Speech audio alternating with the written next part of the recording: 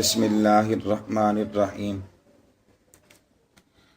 السلام علیکم ورحمۃ اللہ وبرکاتہ۔ جنرل نالج کی جانب سے خوش آمدید۔ تاریخ کی کتابوں میں ایک صحابیہ کا عجیب واقعہ لکھا ہے کہ ان کی شادی ہوئی تو اللہ تعالی نے ان کو حسن و جمال بھی عجیب دیا تھا۔ شادی بھی ایک بڑے امیر کبیر صحابی سے ہوئی کہ جن کے پاس رزق کی فراغی تھی، ہر طرح کی عیش و آرام کے سامان تھے، میاں بیوی میں خوب محبت بھی تھی، اچھا وقت گزر رہا تھا، حتیٰ کہ بیوی اپنے خاوند کی خدمت بھی کرتی اور انہیں خوش بھی رکھتی۔ دونوں میاں بیوی خوشی خوشی زندگی گزار رہے تھے۔ ایک رات خاوند سو چکا، وہ پانی کا پیالہ لے کر کھڑی رہی، حتیٰ کہ جب ان کی دوبارہ آنکھ کھلی تو دیکھا کہ بیوی پانی لے کر کھڑی ہے۔ وہ بڑے خوش ہوئے، انہوں نے اٹھ کر پانی پیا اور بیوی سے کہا، میں اتنا خوش ہوں کہ تم اتنی دیر پانی لے کر میرے انتظار میں کھڑی رہی، آج تم جو کہو گی میں تمہاری فرمائش پوری کروں گا۔ جب خاوند نے یہ کہا تو بیوی کہنے لگی کہ آپ اپنی بات میں پکے ہیں، جو کہوں گی آپ پورا کریں گے؟ کہنے لگے ہاں، پورا کر کے دکھاؤں گا۔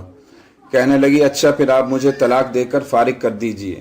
اب جب طلاق کی بات ہوئی تو وہ صحابی رضی اللہ تعالیٰ عنہ بہت پریشان ہوئے کہ اتنی خوبصورت، اتنی وفادار اور خدمتگار بیوی کہہ رہی ہے کہ آپ مجھے طلاق دے دیجئے۔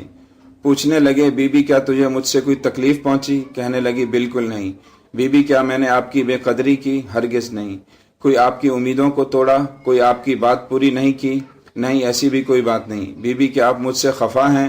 کہنے لگی ہرگز نہیں۔ تو پھر مجھ سے طلاق کیوں چاہتی ہو؟ کیا آپ مجھے پسند نہیں کرتی؟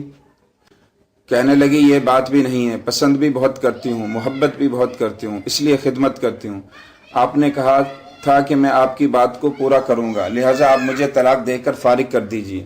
وہ صحابی حیران ہے کہ قول بھی دے بیٹھے۔ کہنے لگے اچھا، صبح ہوگی تو ہم نبی علیہ السلام کی خدمت میں جائیں گے اور آپ صلی اللہ علیہ وسلم سے جا کر فیصلہ کروا لیں گے۔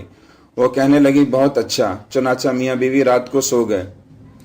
صبح ہوئی تو بیوی کہنے لگی چلو جلدی چلتے ہیں۔ چنانچہ دونوں میاں بیوی گھر سے نکلے کہ خاوند کا کسی وجہ سے پاؤں اٹکا، وہ نیچے گرے اور ان کے جسم سے خون نکلنے لگا۔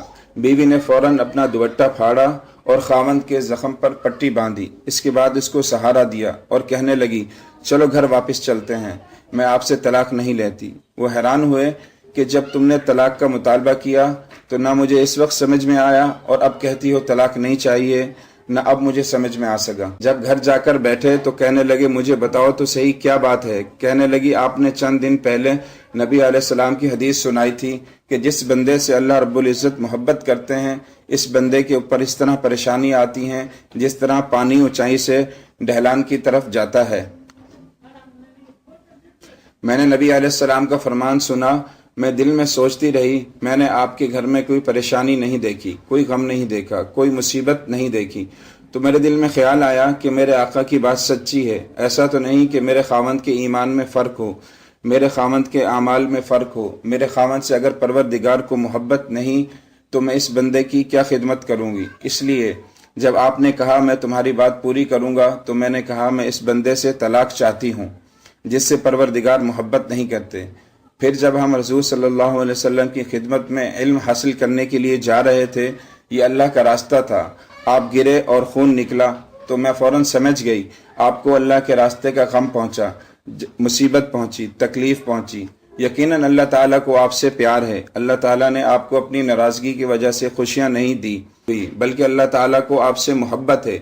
اب مجھے طلاق لینے کی کوئی ضرورت نہیں، اس لیے میں ساری زندگی آپ کی خادمہ بن کر آپ کی خدمت کروں گی۔ سبحان اللہ۔